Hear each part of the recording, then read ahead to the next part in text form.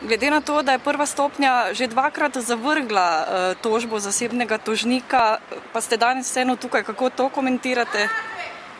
Ja, kot že rečeno, očitno ima slovensko sodstvo zelo veliko časa in energije, da se ukvarja z nekim bizarnim problemom, bizarno tožbo. Težke stvari pa seveda čakajo v predalju. Torej gre za enak temelj zdaj v tej, tisto je bila pravda, zdaj pa kazenski postopek, gre za enak temelj?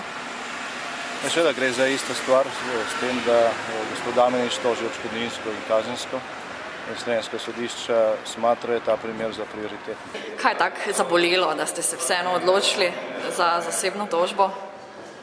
Ja, ne vem, ne gre za bolečine, kakve hude bolečine, gre za to, da živimo v nekem realnem svetu in Nina Media je realen gospodarski subjekt, ki ima neko področje delovanja, ki je zaradi tovrstnih izjav lahko hudo.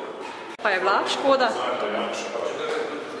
Glejte, to je tisto, kar se zelo hitro zbanalizira. To je tako, kot ne morete ugotoviti, recimo, a smo mi 13 dni pred volitvami točno zaznali utrip javnega mnenja, ali smo takoj tudi težko reči, mislim, jaz navajam tisto, kar sem rekel, to, da smo imeli par pomembnih poslov, ki so propadli, ki jih nismo obnovili. Tako da to je tisto, kar se mi zdi, da je bistveno. Glede na to, da je bila predmetna zasebna tožba res absurdna, je žalostno, da smo morali danes že četrtič se ukvarjati s to zadevo in je bila seveda odločitev in sodba sodišča samoumevna. Lahko pričakujemo mogoče kako povratno zasebno tožbo, glede na vse izrečeno danes na glavni obravnavi?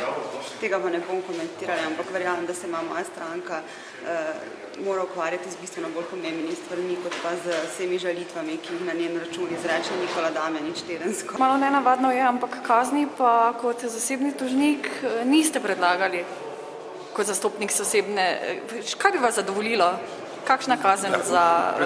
Predvsem bi šlo za, kot veste, mi smo zahtevali, smo bili pripravljeni to pravičilo za izgovorjene besede, torej ne gre za kakršno željo po maščevanju, preganjanju ali komorkoli, pač pa za to, da nekdo, ki izgovori neke besede, da pač s trezno, zdravo pametjo pove, zakaj to govori. Zakaj vi niste predlagali danes nobene kazni? Zato, ker prvič to ni potrebno, ker kazen predpisuje zakon in ga potem sodišče odmeri kazen v okviru zakona.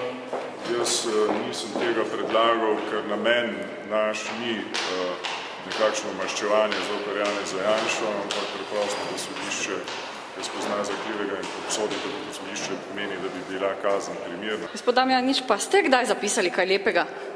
No, kot sem rekel v razpravi, gotovo sem tudi kdaj kaj lepega. Čeprav, kot sem tudi tam rekel, o gospodu Janši se težko napiše kaj preveč lepega.